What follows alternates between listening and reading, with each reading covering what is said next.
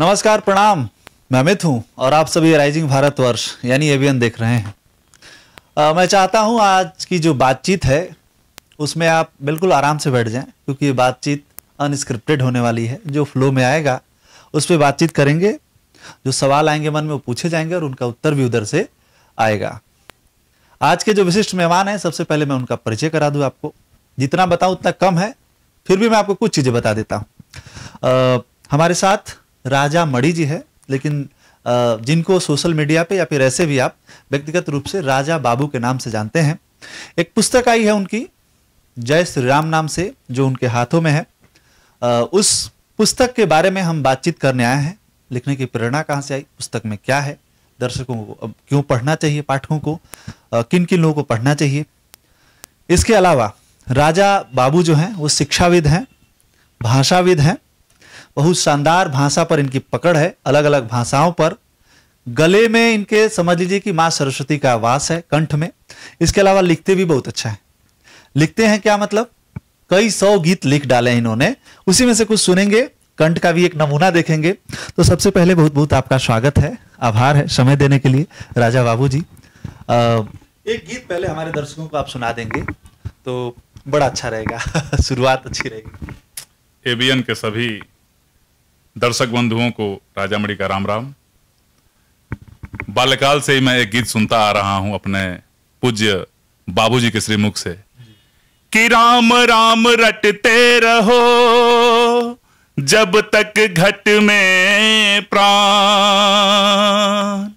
कभी तो दीन दयाल के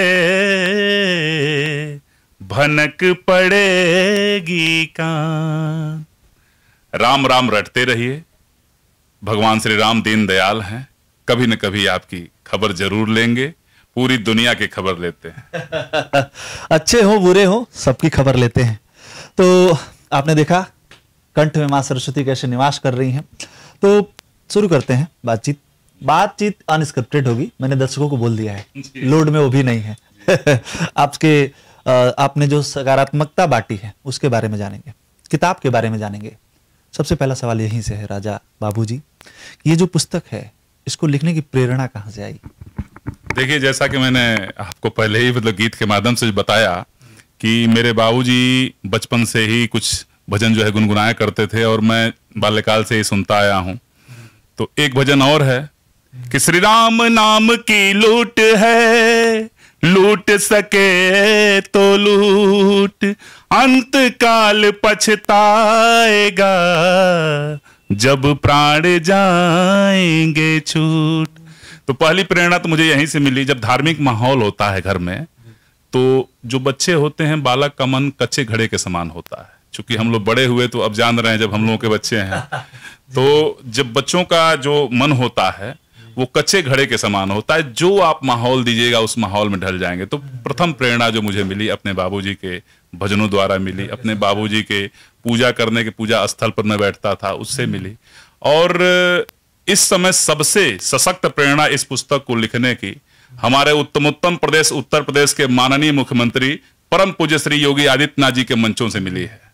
पिछले साल जब यहाँ मतलब देवभूमि में माननीय जो है मुख्यमंत्री जी आने वाले थे, तो संयोग से मुझे अगली पंक्ति में मौका मिल गया खड़े रहने का। तो महाराज जी एक चीज बोलते हैं, जय जय श्री राम।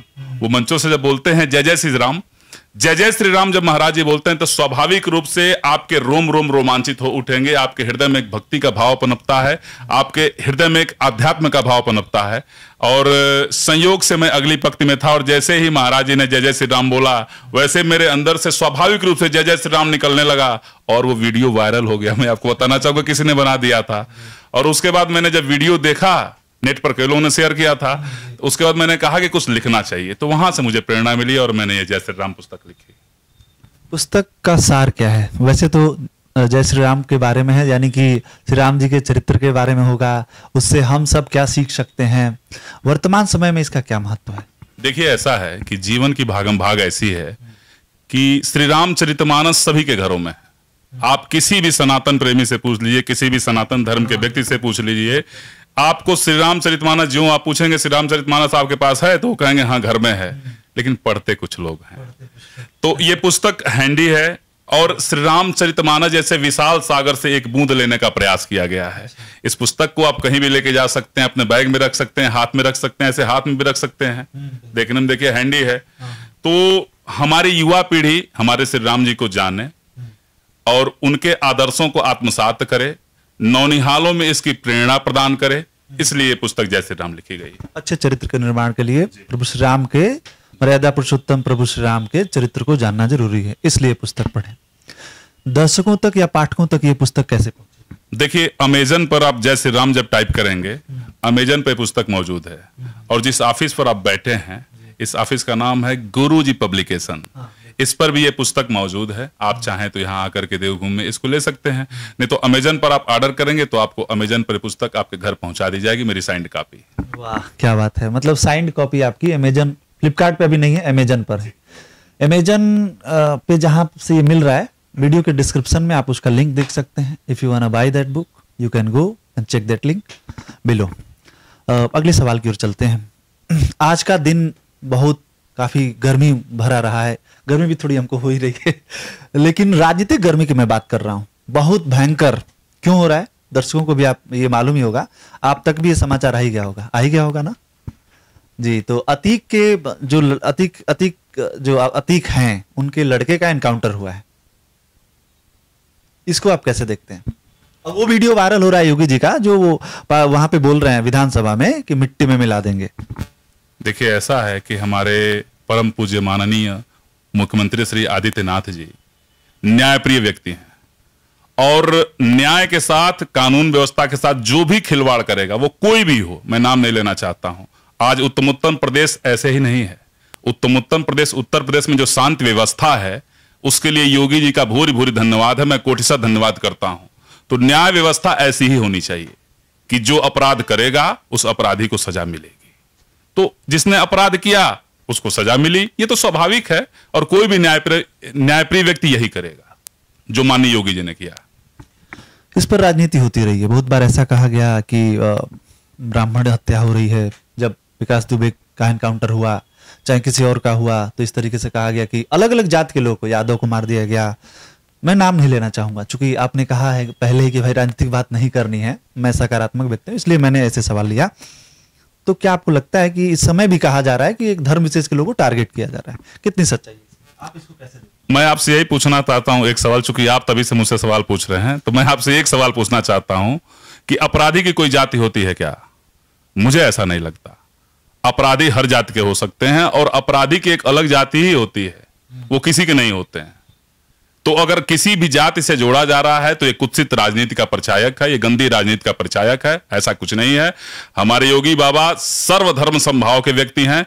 उत्तर प्रदेश में सारी जातियों को उन्होंने आवास दिया है, पेंशन दिया है, सारी मतलब जो सुविधाएं दी हैं, नौकरी सारे लोग करते हैं, तमाम लोग जो है राजनीति भी कर रहे हैं, उनको भी सारा मतलब जो संरक्षण है। क्यों योगी बाबा की पार्टी में सारी जाति के लोग नहीं है क्या? इसको आप किस रूप में लेते हैं?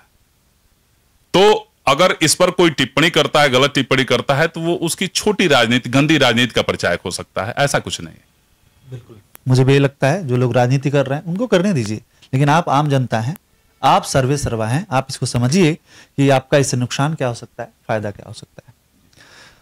बातचीत अब समापन की ओर है, तो आपसे निवेदन है कि एक गीत जरूर सुनाएं।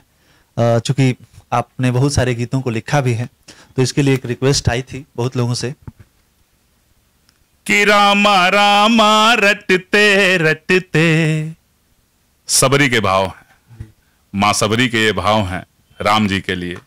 हमारे गुरुदेव के श्री चरणों में सादर वंदन करता हूं और कहना है, रामा रामा रटते रटते बीती रे उमरिया, रामा रामा रटते रटते रघुकुल नंदन कब आओगे, सब्र की झोपड़िया, रामा रामा रटते रटते बीती रे उमरिया। क्या बात है, आपने देखा एक और नमूना किस तरीके से स्वर को ऊपर नीचे उतार चढ़ाव। बहुत बहुत आपका धन्यवाद, आभार समय देने के लिए राजा बाबूजी, बहुत बहुत धन्यवाद। जय श्री राम। तो आप सभी दर्शकों को भी जय श्री राम। जय श्री राम इसलिए कह रहा हूं क्योंकि इस समय धर्म को राजनीति का विषय बना दिया गया है। ये पूरा देश वसुधैव कुटुंबकम की बात करने वाली संस्कृति के लोगों का देश है। इसीलिए आप कभी भी इस तरीके की जो राजनीतिक लोग हैं उनसे दूरी बनाए रखें, या आप अपने नफे नुकसान को समझकर समाज में क्या इसका मैसेज जाएगा तभी कुछ काम करें, या सोशल मीडिया पर इस तरीके की पोस्ट करें। चलिए, बातचीत आपको कैसे लगी, राजा मणि जी की आवाज कैसी लगी, इस पर भी हमें राय दे। बुक के बारे में आपकी राय क्या है, पढ़ के कमेंट में हमें जरूर बताएं। वीडियो को अधिक से अधिक लोगों तक शेयर करें। चलिए, मिलते हैं किसी अन्य वीडियो में किसी अन्य मेहमान के साथ। तब तक के लिए नमस्कार, जय हिंद, वंदे मातरम।